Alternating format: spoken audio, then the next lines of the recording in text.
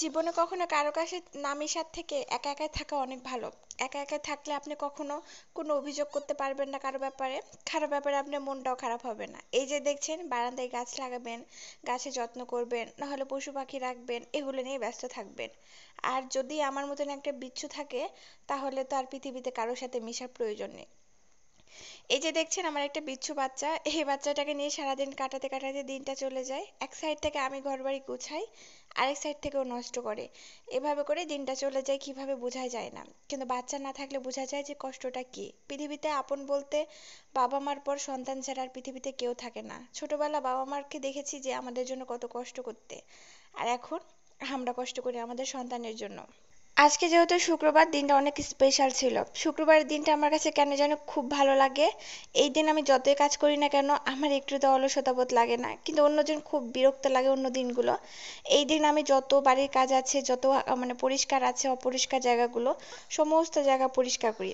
বাড়িটা মানে বারান্দা থেকে শুরু করে খাটের নিচ পর্যন্ত রান্নাঘর সবকিছু আমি ডিপ ক্লিন করি।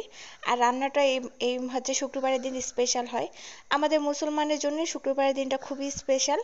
এটাকে বলা হয় হজের দিন, মানে গরিবের হজের দিন। তো যাই হোক, আজকে আমি আদা রসুন বাটা নাই, এটাও একটু বেটে নিব। পরিষ্কার করে রেখেছি, অল্প একটু আছে যেহেতু আমাদের মাসের শেষ, এর জন্য আর কি অল্প করে যেটুকু আছে ওটুকু বেটে নিব।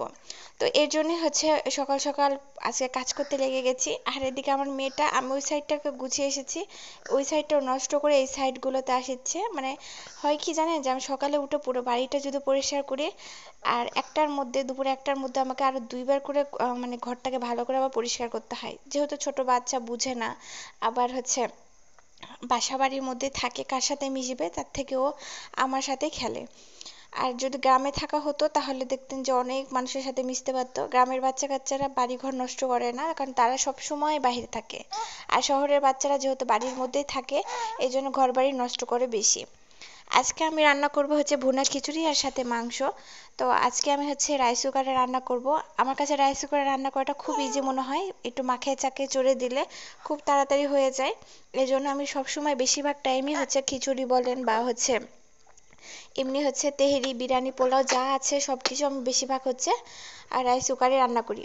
আমার কাছে খুব ভালো মনে হয় আর খুব তাড়াতাড়িও মনে হয়। আমার যখন বিয়ে হয়ে এসেছি, বিয়ে হয়ে আসার পর থেকে আমার মায়ের সাথে আমার আর ওরকম ভাবে খুব ভালো একটা সম্পর্ক নেই।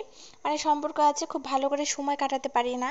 আমার মেয়ে যখন বড় হবে তখন ওর সাথে আমি বন্ধুত্বমূলক সম্পর্ক করব ঠিকই, কিন্তু ওকে একটু দূরে রাখবো। আমি বিয়ে করার পরে আমার যে কি পরিমাণ কষ্ট হয়েছে, 2টা বছর লেগেছে আমার মায়ের কাছ থেকে আমাকে, মানে মায়ের উপর থেকে মন উঠিয়ে রাখতে। সবসময় বিয়ের পর আমি মায়ের বাড়ি যাইতে চাইতাম, এটা নিয়ে কত মানে ঝামেলা হতো, মানে বলার বাহিরে। তো আমি আমার মেয়েকে ঠিক অতটা ভাবে বড় করতে চাই, সব স্বপ্ন পূরণ করতে চাই, কিন্তু আমার প্রতি ওর গুরুত্বটা একটু কমাতে চাই, যেন ও বিয়ের পর যেন আমাকে ছাড়াই সবকিছু করতে পারে, আমাকে ছেড়ে যেন থাকতে পারে। মেয়েদের জীবন কি বলেন তো, বাবা মা সবকিছু ছেড়ে শ্বশুর বাড়িতে যেয়ে সবকিছু আপন করে নিতে হয়। বাপের বাড়িতে একটা ঈদও সে করতে পারে না, এটা মেয়েদের জীবন। তো যাই হোক, আমি খিচুড়িটা সব মশলা টশলা দিয়ে, আপনাদের ভাইয়ার শুক্রবারের দিনটাও ডিউটি থাকে, এর জন্য আর কি খুব তাড়াতাড়ি করে রান্না করতে হচ্ছে না। বাড়ির সমস্ত কাজ যেহেতু আমি একা হাতেই করি, আর ওরও ডিউটিও শুক্রবারে আছে, তাই আমি আস্তে আস্তে কাজগুলো করছি। মানে সকালে ঘুম থেকে উঠে সবার আগে বাড়ি ঘরগুলো পরিষ্কার করি, দেন তারপর 11টার থেকে আমি রান্না করি, যাতে 1টার মধ্যে সব কমপ্লিট হয়ে যাবে। তারপরে বাবুকে গোসল করে, আমি নিজে গোসল করে, দেন তারপর নামাজ পড়ে মা মেয়ে খেয়ে একটা ঘুম দিব। এটা আমাদের শুক্রবারের রুটিন। আর যদি আপনাদের ভাইয়া বাসায় থাকতো তাহলে তাড়াতাড়ি করে সকালে নাস্তা বানাতে হতো, দুপুরে খাবারটা বানিয়ে তারপর বিকালে আমরা একটু বাইরে বের হইতাম। কিন্তু যেহেতু একা আছি আর আপনাদের ভাইয়া নাই বাসাতে, এর জন্য আর কি বিকাল আর বের হওয়া হয় না। অনেক দিন হয়েছে মেয়েকে নিয়ে কোথাও বের হতে পারি না। মেয়েটাও খুব মানে দুষ্টু হয়ে গেছে, বাচ্চাদেরও একটু বাইরে নিয়ে ঘুরতে হবে, মানে না ঘুরলে বাচ্চারা একটু অন্যমনস্ক হয়ে যায়। আজকে মাংসটা একটু সিম্পল ভাবে রান্না করেছি, যেহেতু মাসের শেষ, অল্প একটু মাংস আছে। আমি সবসময় পেঁয়াজ রসুন বাটা একদম বেটে রান্না করি, আর পেঁয়াজটা আমি একটু বেটে দিই। আমার কাছে ভালো লাগে, আস্তা পেঁয়াজটা কেন যেন মুখে বাঁধলে আমার মাংস খেতে ভালো লাগে না। তো যাই হোক, অল্প করে একটু মাংস ছিল, একটু কষিয়ে একটু রান্না করব খিচুড়ির সাথে খাওয়ার জন্য আর কি। যারা ধৈর্য ধরে এতক্ষণ আমার ভিডিওটি দেখছেন তাদেরকে অসংখ্য অসংখ্য ধন্যবাদ, আর এতক্ষণ ধরে আমার বকবক শুনছেন। আর ভিডিওটি যদি ভালো লাগে প্লিজ একটা লাইক করে সাথে থাকবেন। ধন্যবাদ।